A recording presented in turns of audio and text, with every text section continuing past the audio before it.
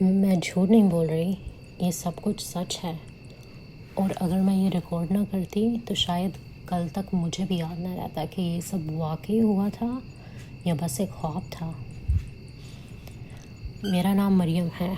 मैं लाहौर के एक पुराने फ्लैट में रहती हूँ, गार्डन टाउन के एक कोने में। ये जगह पुरानी है। जब रात को बिजली चली जाती है ना तो अंधेरा इतना गहरा होता है कि लगता है जैसे हवा रुक गई हो। छत सीपेज से भरी हुई है लेकिन चलता है। मैं फ्रीलांस काम करती हूँ, ज़्यादातर एडिटिंग और घोस्ट राइटिंग। अकेले रहती हूँ और सच कहूँ अकेला रहना मुझे पसंद भी है। मुझे कभी अंधेरे से डर नहीं लगा, ना तन्हाई से। लेकिन अब अपनी ही सांस की आवाज़ भी अजीब लगती है, जैसे वो मेरी ही ना हो। एक हफ्ते पहले का सीन है। मैं अनारकली के पुराने किताबों के बाज़ार गई थी। वहाँ एक धूल से भरी पुराने कागज़ों की बू से बसी दुकान के कोने में मुझे एक डायरी मिली। सफ़ेद लेदर की डायरी। कवर पे कुछ भी नहीं लिखा था, ना नाम ना टाइटल, बस एक अजीब सी ठंड, जैसे अंदर कुछ जिंदा हो। शॉपकीपर ने मुझे घूर कर देखा और बोला, बाजी, ये डायरी बड़ी अजीब है। जो इसे घर ले जाता है लिखने लगता है और लिखने के बाद खुद को भूल जाता है। मैं हंसकर बात डाल दी, सोचा कोई ड्रामेबाज होगा।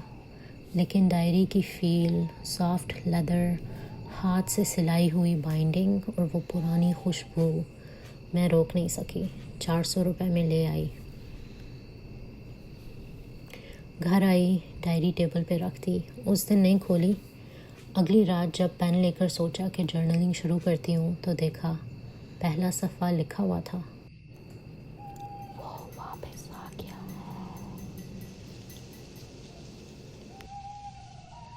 वो वापस आ गया है।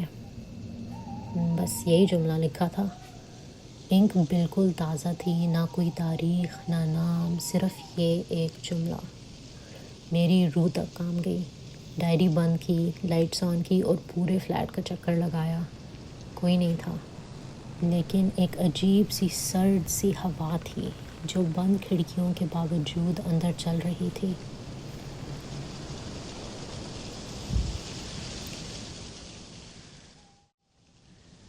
अगली रात मैंने डायरी अलमारी में लॉक करके रख दी थी, लेकिन सुबह देखा डायरी वापस मेरी टेबल पे थी।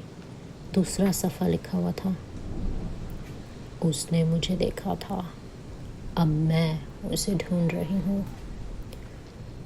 सबसे खौफनाक बात ये थी कि ये लिखने वाली ये एक औरत थी। तीसरी रात सोचा डायरी जला दूँ, लेकिन हिम्मत न हुई। क्यूरियोसिटी जीत गई थी। सुबह उठ के देखा तीसरा सफ़ा लिखा था, अब तू मेरी है। नीचे एक स्केच बना था, एक औरत का। चेहरा ब्लर था, लेकिन आंखें बिल्कुल मेरी थी।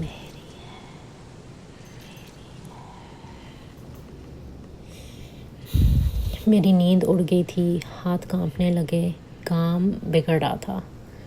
एक दिन मेरी पुरानी दोस्त सारा आई। काफ़ी दिनों बाद मुलाकात हुई थी।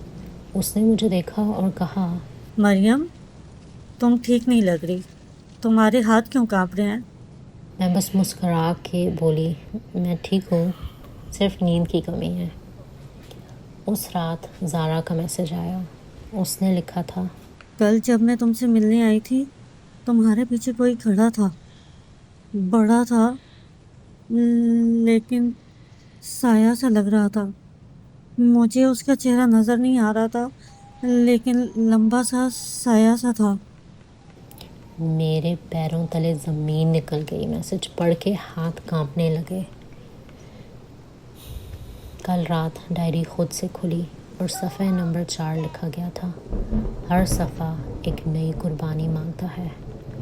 और नीचे सिर्फ एक लफ्ज़ लिखा था, ज़ारा, ज़ारा, ज़ारा। उसके बाद से ज़ारा का फ़ोन ऑफ है, उसका घर लॉक है, कोई उसे देख नहीं रहा। मैं कल उसके घर जा रही हूँ। अगर मैं अगला एपिसोड रिकॉर्ड कर पाई तो बताऊँगी ज़ारा के साथ क्या हुआ।